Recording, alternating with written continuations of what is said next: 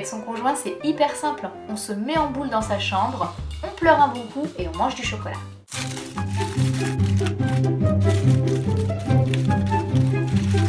Oh, ça va mieux. Bon, dans la vraie vie, c'est pas si simple. C'est pas marrant les disputes. Attention, hein, il y a dispute et dispute. Hein. On peut se disputer, on peut échanger nos opinions en respectant l'autre quand même. Hein. On est des êtres complètement différents, souvent très complémentaires, et c'est tout un chemin de vie d'arriver à se comprendre l'un et l'autre. Je vais vous partager quelques trucs qu'on fait nous quand on se dispute. Parce que oui, ça arrive. Je crois que ça arrive à tout le monde. Un grand principe qu'on nous a partagé au début où on s'est mis ensemble, ça ne sert à rien de rappeler ce qui s'est passé dans le passé. Des fois, on est les champions de venir rappeler des choses d'il y a 1000 ans.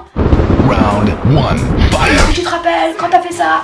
Ouais, mais toi, tu fais toujours ça. Ce qui est passé est passé. Ça sert à rien de le ramener sur la table régulièrement, ça n'amène que des problèmes. Les mots comme jamais, toujours sont à bannir. Un autre principe, c'est que c'est beaucoup plus efficace d'arriver avec un ressenti plutôt qu'avec une accusation. Si t'arrives en disant je ressens ça, c'est complètement différent que de dire tu ne fais pas ça, ou tu es ci, ou tu es ça. L'image qu'on nous avait donnée, c'était d'arriver avec un petit miroir pour montrer ce qui se passait à l'intérieur de nous plutôt que d'arriver avec un couteau. Essayez de toujours imaginer le meilleur de l'autre. Si vous vous êtes mis avec cette personne, c'est que cette personne est géniale. Essayez pas d'imaginer les pires trucs, les pires pensées, parce que notre cerveau il va très vite. On commence avec une petite pensée comme ça et d'un seul coup, c'est l'autoroute. En fait, des fois, vaut mieux poser la question tout de suite plutôt que d'imaginer n'importe quoi. N'ayez pas peur d'exprimer vos manques. Mon amour, j'ai besoin de ça. Et si tu peux pas me le donner maintenant, je comprendrai, mais j'ai besoin de te dire que j'en ai besoin. Ensuite, une autre idée, c'est pas de paroles qui tuent.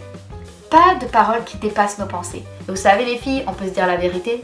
Souvent on me dit « mais c'était plus fort que moi ». La réalité c'est que si tu me proposais 10 000 € pour fermer ma bouche, je fermerais probablement ma bouche.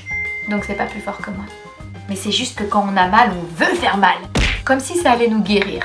Un dernier truc, ne laissez jamais une dispute s'installer en froid. On peut avoir besoin de calme pendant quelques temps et réfléchir, mais revenez toujours l'un vers l'autre. Parce que quand nos petits cœurs ils s'éteignent, ça prend du temps pour les rallumer. Chez nous, on s'est dit qu'on va jamais se coucher fâché. Il faut résoudre le truc avant. Oh, je vous raconte pas, il y a des soirs c'était jusqu'à 4h du matin. Mais c'est mieux ça, plutôt que de laisser s'installer un froid horrible. Voilà, c'est des toutes petites idées, j'espère que ça vous aidera, j'espère que vous irez de mieux en mieux, qu'il y aura de moins en moins de disputes, que ça peut se transformer en échange d'opinions et pas en éclat de voix. Et comme d'habitude, si tu penses que cette vidéo peut aider quelqu'un, envoie-lui.